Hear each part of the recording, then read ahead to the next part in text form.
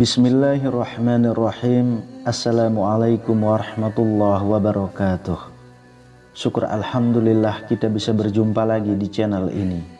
Sholawat dan salam selalu dan tetap tercurahkan kepada junjungan kita Nabi besar Muhammad sallallahu alaihi wasallam.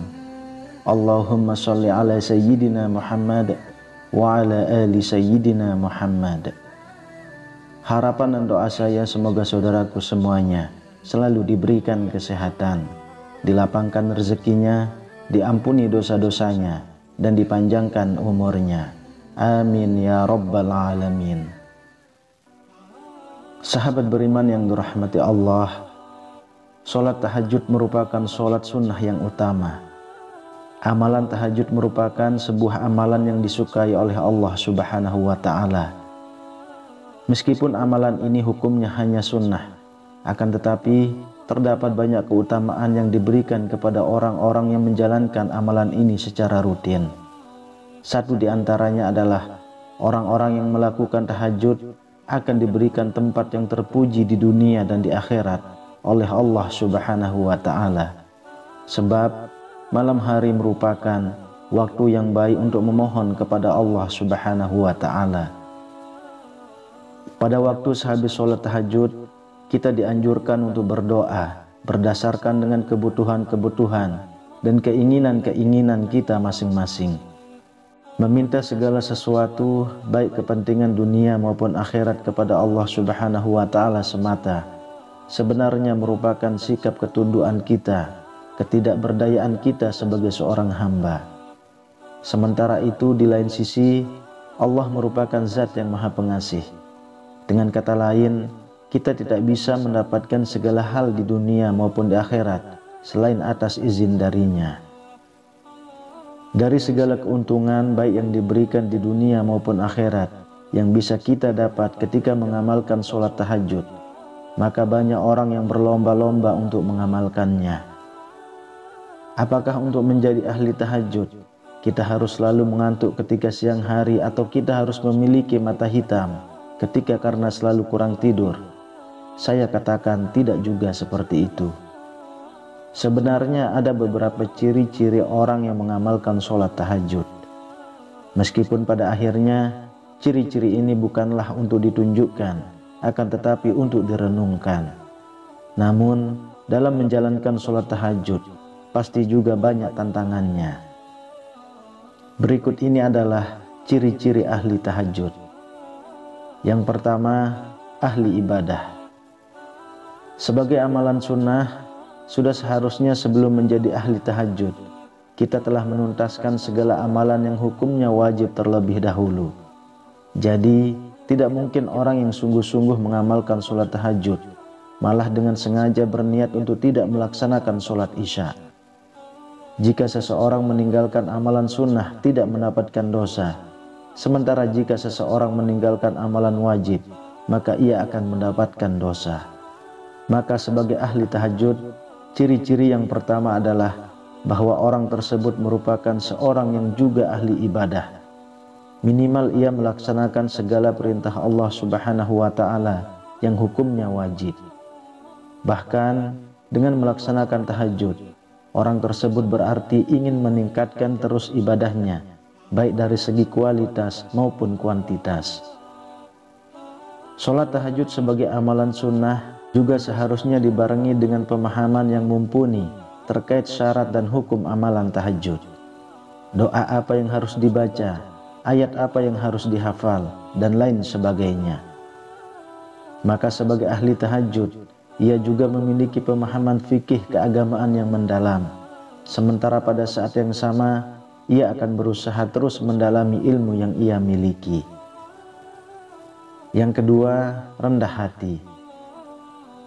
Sholat tahajud adalah sholat yang dilakukan pada malam hari ketika banyak orang tertidur.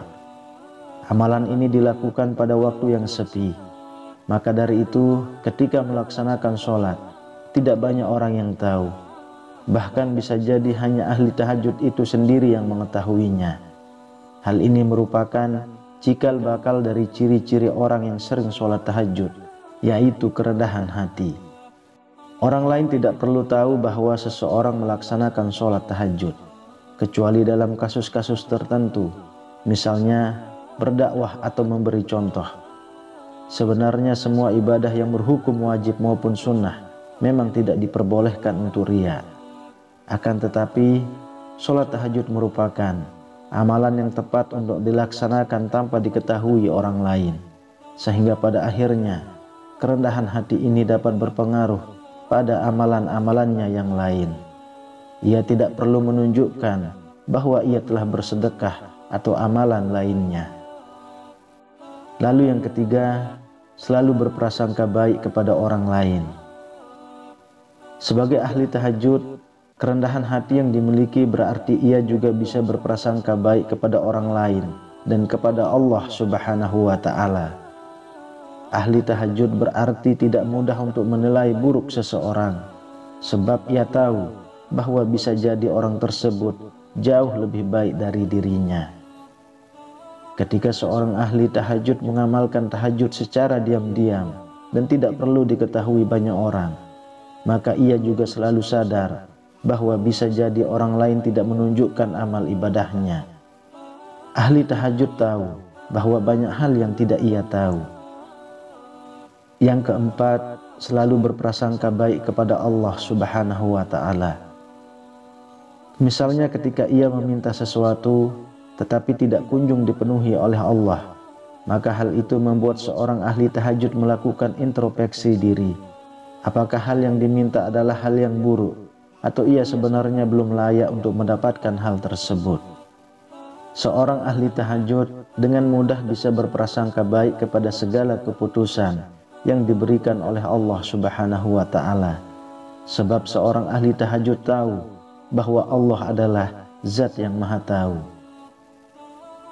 Yang kelima, disiplin. Bangun di malam hari untuk melaksanakan sholat tahajud secara rutin membutuhkan niat yang matang. Maka dengan melaksanakan tahajud, ahli tahajud dilatih untuk hidup secara disiplin, sebab ia harus memotong jam tidurnya pada waktu tertentu untuk melaksanakan tahajud. Untuk bisa bangun sepertiga malam terakhir, maka ia harus tidur lebih awal. Oleh karena itu, ia juga selalu peka akan berjalannya waktu. Dalam aktivitasnya sehari-hari, ia memberlakukan pengorganisasian waktu dengan efektif dan efisien. Lalu yang keenam, memiliki pola hidup yang sehat. Agar bisa rutin terbangun di sepertiga malam terakhir dan bisa melaksanakan aktivitas pada siang harinya, maka pola hidup yang diperlakukan oleh ahli tahajud pun harus terjaga. Ia mengonsumsi makanan-makanan yang bergizi, tidur tidak pada larut malam, dan lain sebagainya. Hal ini dilakukan demi menjaga agar ia tidak kehilangan ritmenya dalam melaksanakan rutinitas sholat tahajud. Selain hal yang telah disebutkan di atas, pagi hari atau dalam hal ini, sepertiga malam terakhir adalah waktu ketika ahli tahajud bisa menghirup udara pagi yang penuh oksigen, sebab terbebas dari polusi yang banyak dikeluarkan ketika orang-orang beraktivitas pada siang dan sore hari. Kemudian yang ketujuh, produktif. Selepas melaksanakan sholat tahajud, ada banyak kegiatan yang bisa dilakukan. Sebagai contoh misalnya, dengan membaca buku atau mempersiapkan segala hal yang akan digunakan pada siang hari. Dengan begitu, pengorganisasian yang disiplin membuat ahli tahajud bisa memperkirakan waktunya dengan seefisien mungkin. Melakukan aktivitas pada pagi hari adalah cara agar kegiatan tersebut bisa dilakukan secara berkualitas. Sebab ketika pagi hari, otak kita bisa dengan mudah menyerap segala hal dengan mudah, karena pada hari itu pikiran-pikiran kita belum dipenuhi oleh bermacam hal. Wallahu a'lam bishawab. Demikian yang bisa saya bagikan, semoga bermanfaat untuk kita semua. Amin ya rabbal alamin. Assalamualaikum warahmatullahi wabarakatuh.